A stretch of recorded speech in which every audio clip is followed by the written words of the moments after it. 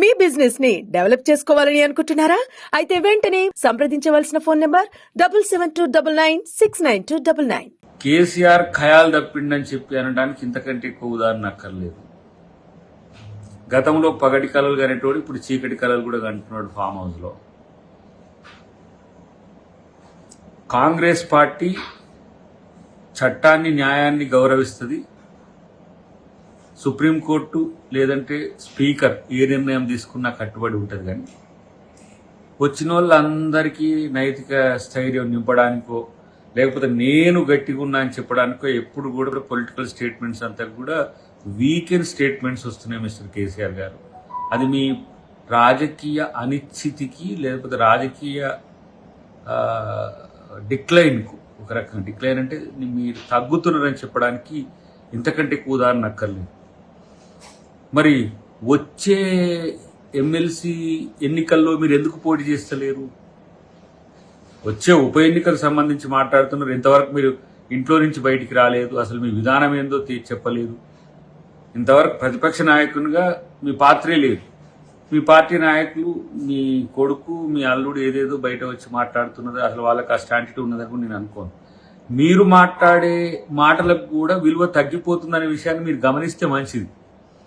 కాబట్టి ఇలా ఉప ఎన్నిక వస్తుంది అని ఆశపడే పరిస్థితి ఉంటే రానియండి. అదేం పెద్ద దాన్ని పెద్ద వ్యతిరేకించేది కాదు.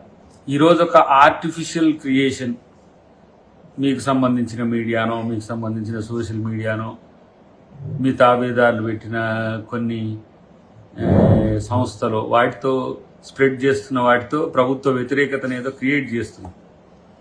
ఇలా నేను అంటున్న మీరు టీడీఎల్పీని సిఎల్పీని మర్జీ చేసుకున్న రోజు ఎందుకు రాలేదు ఎన్నికలు?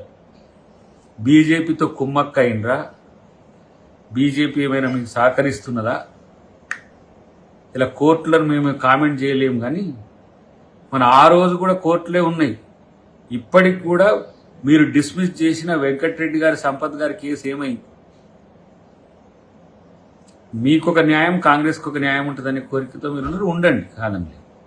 కానీ అలా కోర్టు తీర్పులను గౌరవించే సంస్కృతి ఉన్నది. అన్నిటికంటే ఎక్కువ ప్రజా తీర్పును గౌరవించే సంస్కృతి కాంగ్రెస్ పార్టీకి ఉన్నది.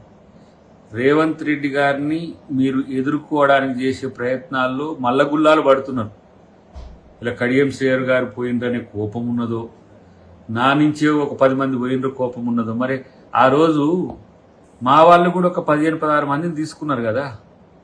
మరి ఆ రోజు మీకు ఎందుకు అనిపించలే? టీడీపీ పార్టీ ఎల్పీనే మొత్తం మర్జీ చేసుకున్నారు కదా, ఎందుకు అనిపించలే? కాబట్టి మిమ్మల్ని ఇంకా ప్రజలు నమ్ముతారు అనుకోవడం ఒక భ్రమ.